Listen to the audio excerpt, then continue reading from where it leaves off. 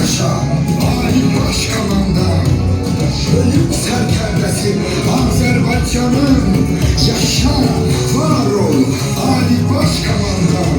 Yaşa var ol Cenab İlham Əliyev. Yiğitler dolu almış imkan almış Ali Başkomandana.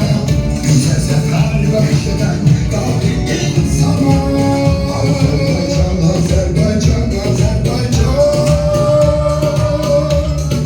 Yaşa Azerbaycan.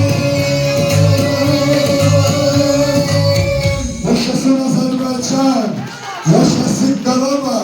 Yaşasın şehitlerimizi dünyaya getiren analar.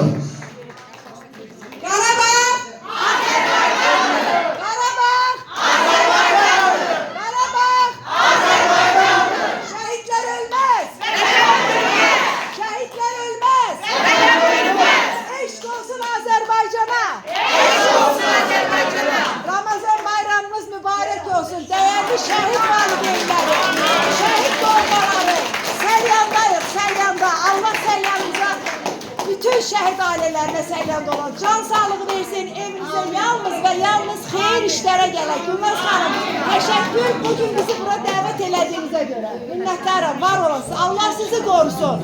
Məkanı cennet olsun oğullarımızın. Amin.